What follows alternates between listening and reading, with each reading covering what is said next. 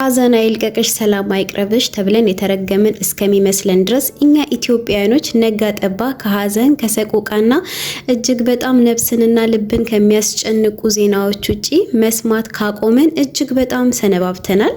ሰላም ጤና ይስጥልኝ ውድና የተከበራችሁ የቻናሌ ቤተሰቦች በያላችሁበት የዓለም ዳርቻ ፍቅር ሰላም ይብዛላችሁ። የእህታችን ብርቱካን ጉዳይ ዛሬም እንዳነጋገረ ነው ያለው። ጀዋር በጉዳዩ ላይ ሀሳብ ሰጥቶበታል። እንዲሁም ደግሞ ኢቢኤስ ቲቪ በተፈጠረው ነገር ስህተት እንዳለና ለስህተታችን ወይም ደግሞ ለተፈጠረው ጉዳይ ኃላፊነት ወስደን ጥፋተኛውን ለሕግ እናቀርባለን ሲል መግለጫ አውጥቷል። እህታችን ብርቱካን ሰሞኑን እሁድን በኢቢኤስ ወይም ደግሞ አዲስ ህይወት በተሰኘ ፕሮግራም ላይ ቀርባ በህይወቷ ላይ የተፈጠረውን ነገር የተካሄደባትን ነገር በተደጋጋሚ በግሩፕ እንደተደፈረች እንዲሁም ደግሞ ማህፀኗን በፊሮ እንደተቀጠቀጠችና እጅግ በጣም ለመስማትም ለማሰብም የሚጨንቅ የሚከብድ አይነት ድርጊቶች በህይወቷ ላይ እንደተከናወነባት ወይም ደግሞ እንደተፈጸመባት ወጥታ ሶሻል ሚዲያ ላይ ከተናገረች በኋላ ጃው አየር ላይ ዋለ በኋላ ሁላችንንም አስቆጥቶናል። እንደ ሰው እንደ ሴት በጣም ነፍስን የሚያስጨንቅ ሰላምን የሚነሳ እና ተፈጽሞ እዚህ ዓለም ላይ ተሰምቶ የማይታወቅ ድራማ ላይ ካልሆነ በስተቀር መሬት ላይ ወርዶ እንደዚህ አይነት ነገር ተፈጥሯል ቢባል ለማመን የሚከብድና የሚያስጨንቅ ጭካኔና አረመኔነት የተሞላበት ነገር ነበረ።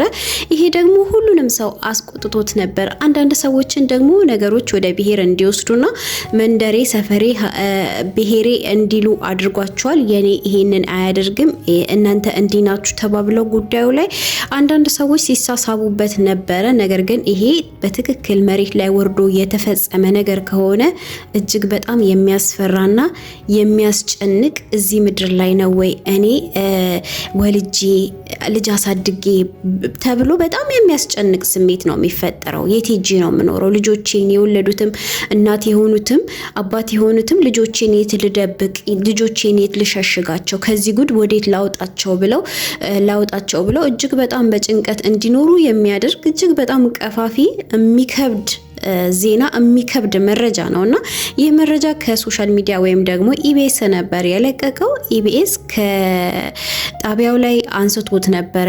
ጉዳዩ ወደ አየር ከመጣ በኋላና ህዝቡን ካስቆጣ ወይም ደግሞ ህዝቡ ቁጣውን መግለጽ ከጀመረ በኋላ ቪዲዮ ከቻናሉ ላይ ተደልቶ ነበረ። ለዚህም የሚሆን መግለጫ ዛሬ አውጥቷል። ረዘም ያለ ይሄንን ስክሪኑ ላይ እንደምታዩት አይነት የሆነ መግለጫ አውጥቷል። በዚህ ጉዳይ ላይም ያለው እኛ በሰባዊነት ነው ይሄንን ነገር የፖስት ነው ወይም ደግሞ ከዚህ በፊትም እንደምንሰራው አዲስ ህይወት የሚል ፕሮግራም አለ።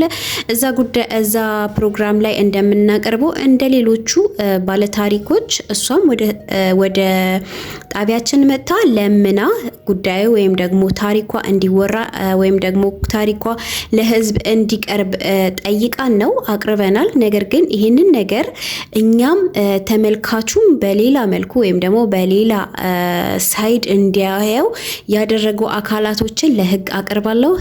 ከህግ ጋር ተባብሬ አብሬ እሰራለሁ። የተሳሳተ አይነት ግንዛቤ ህዝቡም እንዲዝኛም እንዲይዝ የሚያደርግ ነገር ነው የተከናወነውና ለዚህ ደግሞ ይሄንን ነገር ያደረገው አካል ለህግ ይቀርባል ወይም ደግሞ በህግ እናስጠይቃለን የሚል እንዲሁም ይቅርታ ጥፋትና ስህተት ሰርተናል የሚል አይነት መግለጫ አውጥተዋል። ምንም ነው ያልገባኝ ምን እያሉም እንደሆነ በእውነቱ ለኔ ምንም ነው ግልጽ ያልሆነልኝ። ውስጥ ላይ ያለ የራሳችሁን ሽኩቻዎችን ራሳችሁ እዛው በግል ፍቱ። ነገር ግን የዚች ልጅ ህይወት ይቅርታ የዚች ልጅ ህይወት መጨረሻው ምንድነው ነው? ቪዲዮን ከዚህ በፊት ሲባል እንደነበረው ቪዲዮን ራሷ ናት ጣቢያው ድረስ መታ የተቀረጸችው እንዲሁም ደግሞ ራሷው ናት ጣቢያው ድረስ መታ ደግሞ እንዲደለትም ያደረገችው የሚል አይነት መረጃዎች እየወጡ ነበረ። ከዚህም በተረፈ ደግሞ ይሄ መወዛገብ ውስጥ ከተገባ በኋላ ነገሩ የተፈጸመው እዛ ደምቢዶሎ ዩኒቨርሲቲ ውስጥም አይደለም። እንዲሁም ደግሞ ደምቢዶሎ ዩኒቨርሲቲም የራሱን የሆነ መግለጫ አውጥቷል። የተሳሳተ መረጃ በዩኒቨርሲቲ ላይ ኢቢኤስ ሰርቶብኛል ሶ ነገሩን ወደ ህግ ነው ወስደው የሚል አይነት ዛቻ የመሰለ አይነት መግለጫ አውጥቶ ነበረ በትናንትናው ዕለት። ያንን መግለጫ እንደሰማ ኢቢኤስ መልስ ይሰጣል ብለን ጠብቀን ነበረ። ነገር ግን ዛሬ ይሄው ኢቢኤስም ስህተት እንደሆነና እንዲህ አይነት ስህተት እንዲፈጠር ያደረገውን አካል ለህግ አቀርባለሁ፣ በህግ ጠይቃለሁ ሲል ከኢቢኤስ ማናጀር የተሰጠ መግለጫ አለና ነገሮች ወዴት እየሄዱ ነው? አሁን ጨዋታው የኢቢኤስ ወይም ደግሞ የደንቢዶሎ ዩኒቨርሲቲ ምናምን አይደለም። የዚች ልጅ መጨረሻ ምንድን ነው? ይሄን ሁሉ ስቃይ ያሳለፈች፣ ይሄን ሁሉ ህመም የታመመች፣ በብዙ ህመምና በብዙ ስቃይ መሀል ያለፈች ልጅ ናትና አይዞሽ አለንልሽ፣ እንረዳሻለን፣ እናግዝሻለን፣ የተሻለ ነገር ትኖሪያለሽ ተብሎ ወደ ስነ ልቦና ሐኪም ተወስዶ እንድትታከም እንድትረዳ መደረግ ነበረባት ወይስ አሁን የእናንተ ሰፈር እንዲህ ነው የሚያደርጉት፣ እናንተ እንዲህ ናችሁ፣ እናንተ ክፉ ናችሁ፣ እናንተ መጥፎ ናችሁ፣ እንዲሁም ደግሞ እኛ ጥሩ ነን፣ እኛ ተበዳይ ነን እያለን እርስ በራሳችን መሳሳቡ ነው የሚቀለን ወይስ እንደ ሰው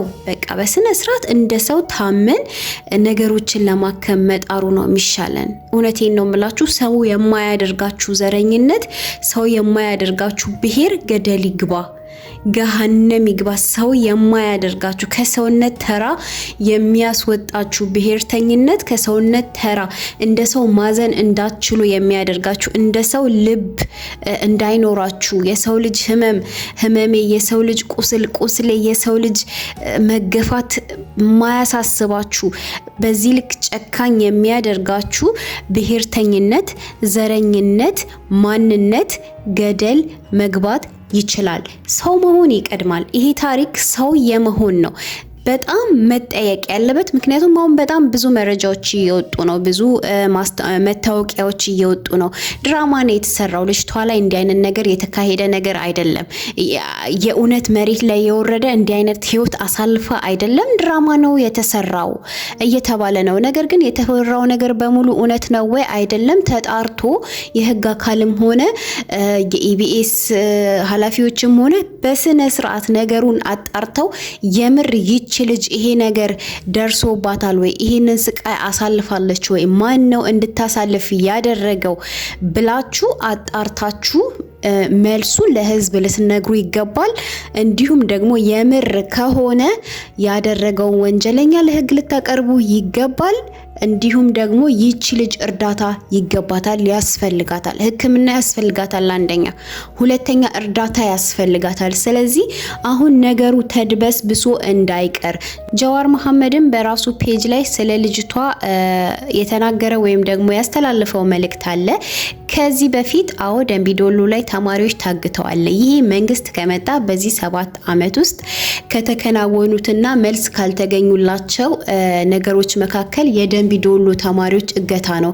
በእነሱ ስም ተከሰው እስር ቤት እያለው የገቡ በእነሱ ስም ወይም ደግሞ በታገቱት ተማሪዎች ስም ክስ የቀረበባቸው ሰዎች ነበሩ።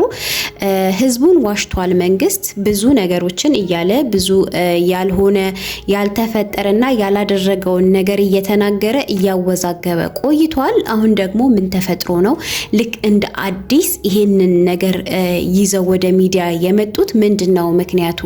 ምን ለማድረግ ነው የሚል አይነት ያው በፖለቲከኛ ንግግር እየተናገረ ወይም እየጎሸመ ነበረ። ምን ሊደበቅ ተፈልጎ ነው እየተባለ ነው። ብዙ ሰዎች ደግሞ ይሄ ነገር ወይም ደግሞ የዚች ልጅ ታሪክ የወጣው ዛሬ በዚች ልጅ ታሪክ ውስጥ በቀነኒ ሞት ብዙ ሰው አዝኖ ነበርና የቀነኒ ሞት ብዙ ሰውን አስደንግጦ ነበር። በቀነኒ ሞት ደግሞ የተጠረጠረው ሰው አንዷለም የራሷ እጮኛ የነበረ ሰው ነው። ስለዚህ ይሄን ነገር ለማስረሳትና ይሄንን ነገር አቅጣጫ ለማሳት ሆን ብለው ያደረጉት ነገር እንጂ ነገሩ ተፈጥሮ አይደለም። ድራማን የተሰራው ድራማ እንደተሰራባቸው ኢቭን የጣቢያው ባለቤቶች ወይም ደግሞ አቅራቢዎች እንኳን በስነ ስርዓት አልገባቸውም።